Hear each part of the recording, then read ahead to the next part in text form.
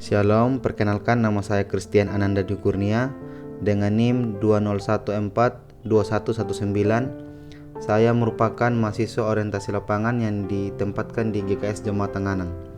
GKS Jemaat Tenganang terletak di antara 3 desa, yaitu Desa Tanambanas, kemudian Desa Tanambanas Barat dan Desa Tanambanas Selatan, Kecamatan Umbura Tunggai, Kabupaten Sumba Tengah.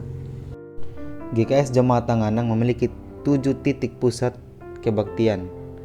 Yang pertama GKS Jemaat Pusat, yang kedua cabang Kaliangu, yang ketiga cabang Tanapahi, yang keempat cabang Wai Urang, yang kelima Ranting Manuk, yang keenam Ranting Wai Panjialu, dan yang ketujuh Pos PI Lumbu Bakul.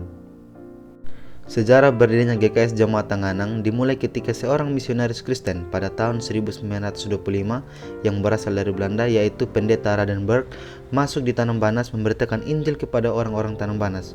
Pemberitaan Injil yang dilakukan oleh misionaris tersebut membuahkan hasil.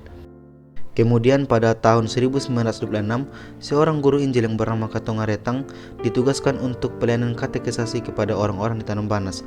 Tetapi pelayanan guru Injil Katongaretang tidak berjalan dengan mulus karena ia tewas terbunuh oleh warga setempat karena dianggap sebagai penyamun.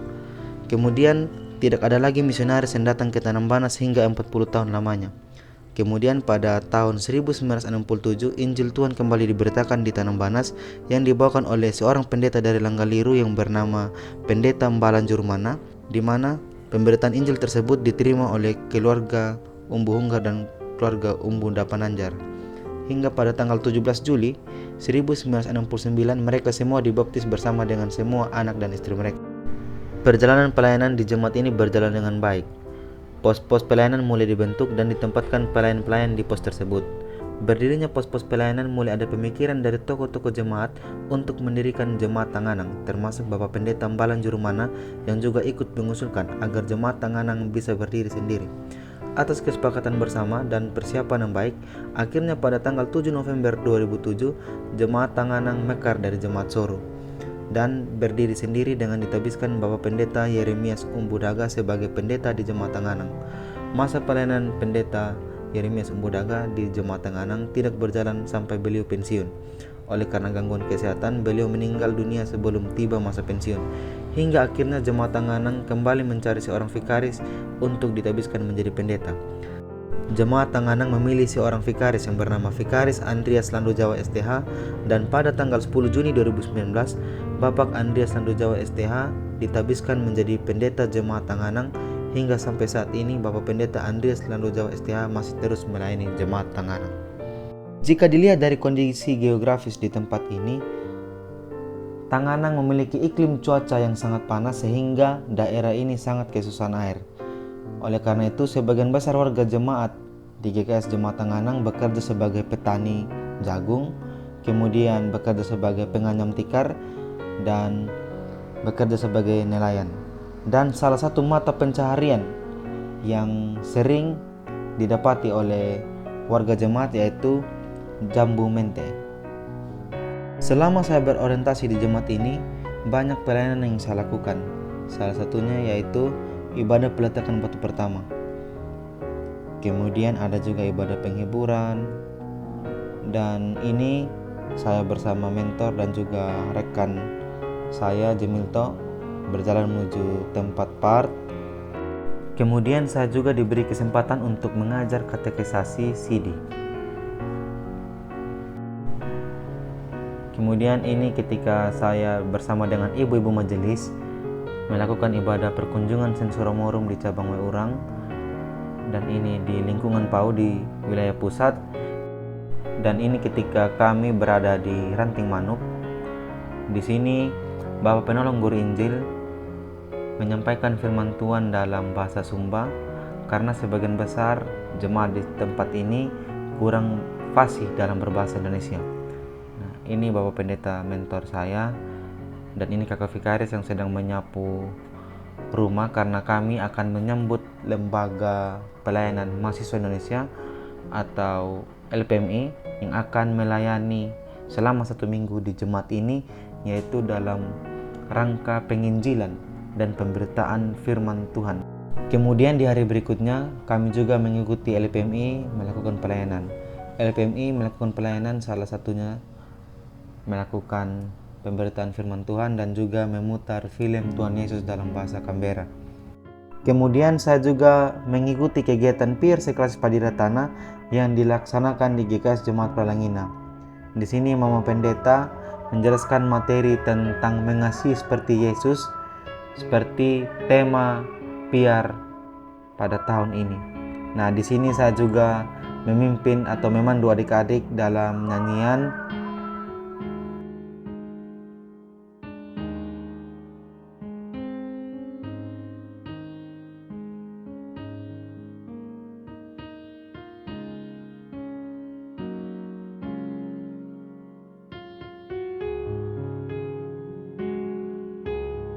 Ini momen ketika kami bersama dengan Boku Windy, Bapak Pendeta dan Pak Vikaris ke Pos PI Lumbu Bakul, karena di Pos PI Lumbu Bakul akan dilaksanakan ibadah perjamuan malam kudus.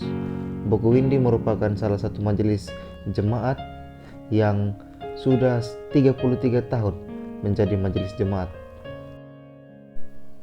Ya, ini merupakan momen-momen PA pelayan sekelas Padiratana, yaitu dalam rangka menyusun rancangan khotbah.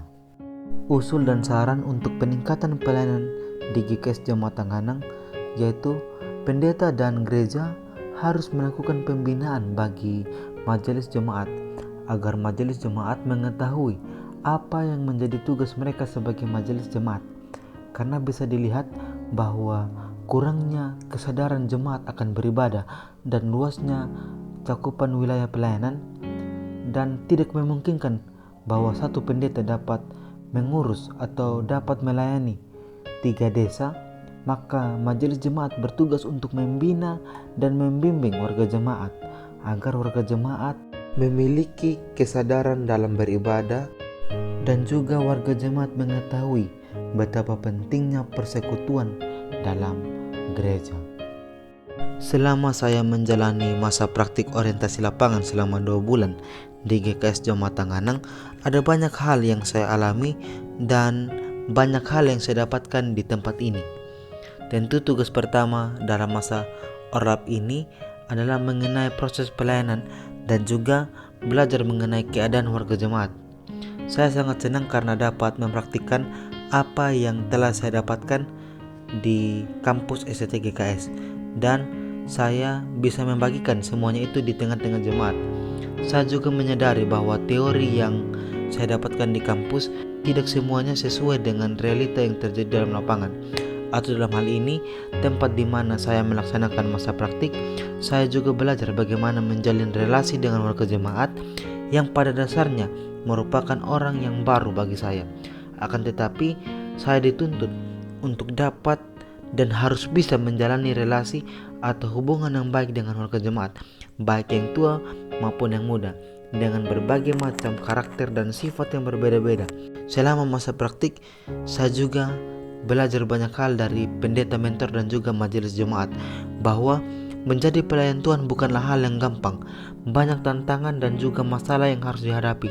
Akan tetapi, yang dapat dipetik adalah jangan mudah menyerah ataupun putus asa dengan setiap keadaan yang mungkin dialami sebagai pelayan Tuhan.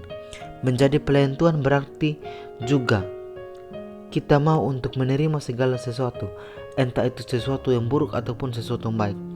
Menjadi pelayan Tuhan berarti kita juga mau diperbaharui oleh Tuhan untuk menjadi lebih baik lagi. Dari masa orientasi lapangan ini, saya sangat mengharapkan agar kedepannya saya juga bisa menjadi pelayan yang dapat terus memuliakan akan nama Tuhan.